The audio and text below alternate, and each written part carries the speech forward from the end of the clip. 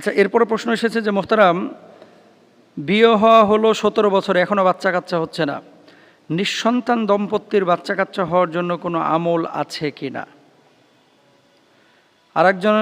আরেকটা প্রশ্ন সম্পর্ক লিখেছেন, কয়েকবার কনসেপ্ট করেছি কিন্তু বাচ্চা পেটের ভিতরে নষ্ট হয়ে যাচ্ছে, বারংবার এমনটা হচ্ছে, ডাক্তার কোনো কারণ খুঁজে পাচ্ছেন না, এমতো অবস্থায় আমাদের করণীয় কি? দেখেন, ইয়াহাবুল লিমান ইয়াশা উইনাসা ওয়া ইয়াহাবুল লিমান ইয়াশা উদ্দুকুর আও ইযাওয়িজুহুম দুকরান ওয়া ইনাসা। সন্তান দানের একমাত্র মালিক হচ্ছে আল্লাহ সুবহানাহু ওয়া তাআলা। তিনি যাকে ইচ্ছে ছেলে দান করেন, যাকে ইচ্ছে মেয়ে দান করেন, যাকে ইচ্ছে ছেলেও দেন না, মেয়েও দেন না, বন্ধা করে রেখে দেন। 17 বছর মাত্র কয়েকদিন।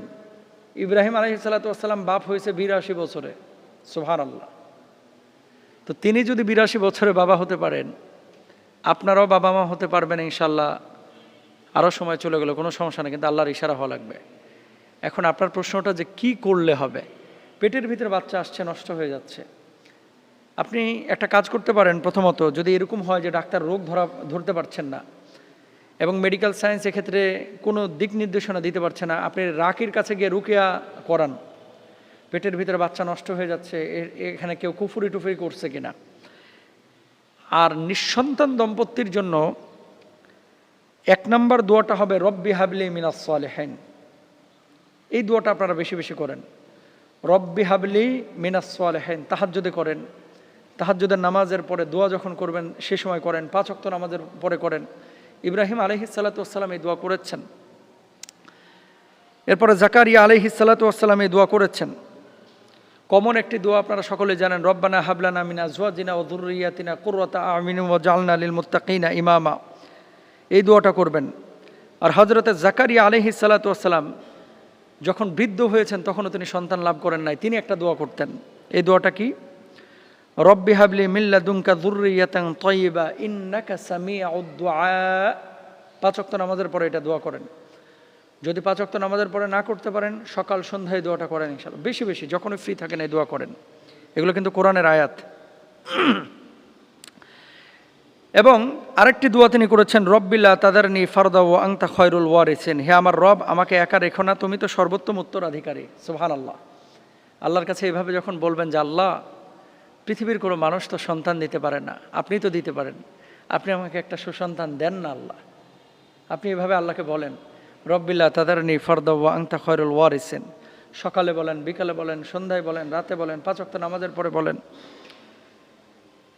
এরপরে রব্বি হাবলি মিনাস সালিহিন, এটা তো একটু আগেই বলেছি। 5 নম্বরে আল্লাহর খাঁটি বান্দাদের দোয়া। আল্লাহর খাঁটি বান্দাদের দোয়া, ওই যে শুরুতে যেটা বলেছি, রব্বানা হাবলানা মিন আজওয়াজিনা ওয়া যুররিয়াতিনা কুররাতা আ'ইউন ওয়াজআলনা লিল মুত্তাকিনা ইমামা। দেখেন, আল্লাহ আপনাকে একজন সন্তান দিলেন এবং এটা দুষ্ট সন্তান দিলেন, লাভটা কি? এর চাইতে নিঃসন্তান থাকাই তো ভালো। আর যদি সন্তান এমন সন্তান যেটা আপনার নাজাতের ওসিলা হবে, আপনার চোখের প্রশান্তির কারণ হবে, এমন সন্তান আপনি চাইবেন আল্লাহর কাছে। এজন্য এই দোয়াটা করতে হবে। 6 নম্বর, বেশি বেশি ইস্তেগফার করবেন। আস্তাগফিরুল্লাহ আস্তাগফিরুল্লাহ আস্তাগফিরুল্লাহ। গুনাহমুক্ত জীবনযাপন করবেন। নিয়মিত ইস্তেগফার করলে আসমানি বারাকার দরওয়াজা আল্লাহ তাআলা আপনার জন্য একেবারে উন্মুক্ত করে দেবেন।